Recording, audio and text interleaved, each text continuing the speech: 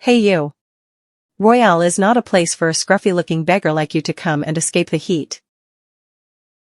Step outside right now before I call security. The shrill voice of Vivian, the female manager of the most luxurious fashion boutique in the Empire Plaza Mall in New York, echoed, drawing the curious and disdainful gazes of all the surrounding customers. I looked down at my worn-out clothes.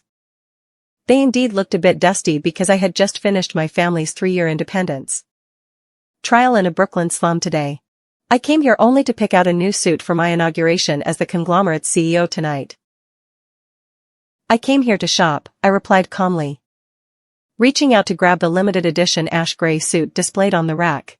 Get your filthy hands off that. Vivian rushed over and slapped my hand hard, her heavily made-up face scrunching up in utter disgust. That suit costs $15,000. People of your class couldn't even afford a single button if you sold your blood. Right at that moment, a pot-bellied man wearing a silk shirt and a flashy gold necklace walked up next to Vivian. He was Derek, a frequent VIP customer of this store, accompanied by a scantily clad young showgirl. Derek sneered, looking me up and down before pulling a $10 bill from his wallet. He crumpled it up and threw it straight onto the ground right in front of my shoes. Here's $10 for you, beggar. Take it to buy a loaf of bread and get out of here. Don't let your stench of poverty ruin my and my girlfriend's shopping mood. Derek's girlfriend covered her mouth and giggled, playing along. Vivian became even more smug upon seeing this and immediately waved over two burly mall security guards standing nearby. Drag this piece of trash out of here. From now on, ban anyone who isn't wearing designer clothes from entering my boutique.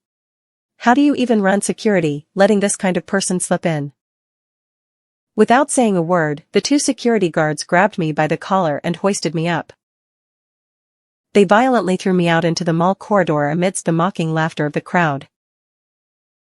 Watching the drama unfold, I was violently thrown onto the freezing marble floor. I quietly pushed myself up and slowly dusted off my clothes. My eyes darkened, showing not a single trace of anger, only an absolute, bone-chilling coldness. For the past 3 years, to fulfill the condition of inheriting my family's billion-dollar fortune, I had endured all kinds of humiliation and disdainful looks. But today, the 3-year deadline had officially ended. I didn't need to, nor did I have any reason to hold back anymore just because of appearances. There are always those who love to trample on the dignity of others. It was time to let them taste what it feels like to fall from heaven straight into hell. I pulled out a custom-made, pitch-black satellite phone exclusively for the ultra-rich from my old pants pocket and pressed the button to call Sebastian, my family's powerful head butler. Young Master Ethan. You finally called, the deep respectful voice of the old butler instantly rang out. Your international bank account has been unlocked with an unlimited limit. What are your orders? I looked up through the glass doors, seeing Vivian and Derek still pointing outside and laughing mockingly, and I said coldly, Sebastian, within 10 minutes, I want to buy this entire Empire Plaza Mall. By the way, investigate which conglomerate owns the Royale brand and buy it out for me.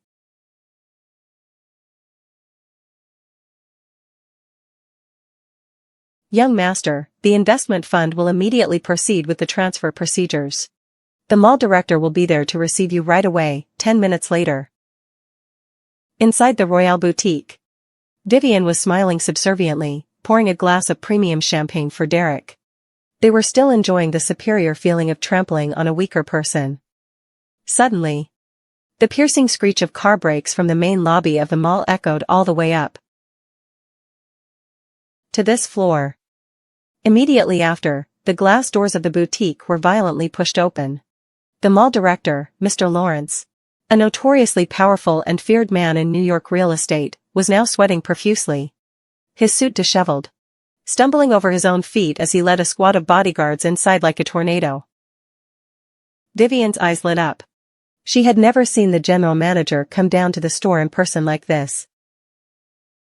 Thinking she had just been granted a huge honor, she hurriedly straightened her skirt and ran out to greet him warmly. Oh my God, Mr. Lawrence. Did you come here in person to check our store's revenue? Look here, this is Mr. Derek, our VIP customer, but Lawrence paid absolutely no attention to her.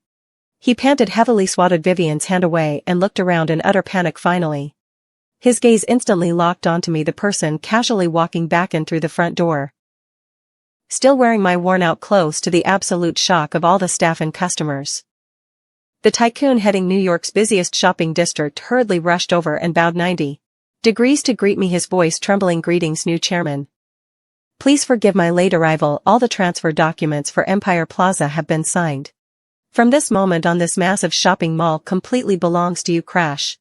The champagne glass in Vivian's hand slipped, shattering to pieces on the marble floor. Every sound in the store seemed to be drained away, frozen in a deadly silence.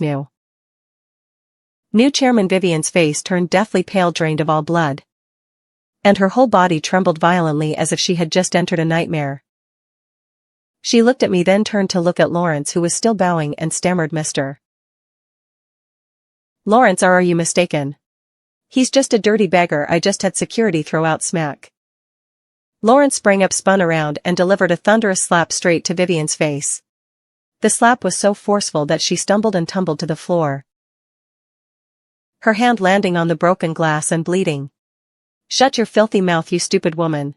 Lawrence yelled through gritted teeth, his eyes bloodshot with rage and fear. Do you know who you just offended? Never mind this Empire Plaza Mall. The CEO of the Royale brand from Paris just called to report. The chairman here casually bought out your entire fashion conglomerate too. Bought out the entire global Royale conglomerate too. Lawrence's words were like a nuclear bomb detonating in the minds of everyone present. Derek stood frozen nearby, his legs knocking together. His face turned stark white, then pale green. From a boastful VIP spending money like trash. He was now so terrified that his knees gave out with a thud onto the floor. Chairman, I had eyes but couldn't see. I was just joking earlier. Please, your magnanimity, don't stoop to the level of this lowly one. Please spare my tiny company. I slowly walked over and stood in front of Derek. I slowly pulled the crumpled $10 bill from earlier out of my pocket and threw it straight into Derek's face. Here's $10, returning it to you as travel fare. Lawrence, immediately revoke this guy's membership from now on. Put this Derek and his company on the absolute blacklist of every mall and commercial partner of the group globally. Yes, Mr. Chairman. I will do it right away. Lawrence respectfully bowed his head to receive the verdict just issued. Also meant that Derek was now turned away by the entire high society. His company would undoubtedly go bankrupt and shoulder massive debts overnight. I turned to look at Vivian, who was holding her face and crying miserably on the floor. As for you, you are officially fired. Where are those 2 security guards from earlier? Get in here and drag these 2 pieces of trash out of my mall. Make sure to throw them out onto the curb a bit roughly. Amidst the agonizing wails and desperate pleas of Vivian and Derek echoing through the corridor, I turned around and slowly walked to the clothing rack. Under the careful service of Director Lawrence himself and the secretaries, I gently slipped the $15,000 suit onto my body. The fit was absolutely perfect, accentuating an aura of. I adjusted my cuffs, smoothed out the wrinkles, and smiled, stepping forward amidst the deep, respectful bows of everyone around me. Those who look down on others based on appearances will ultimately pay a heavy price with their own wealth and lifelong careers.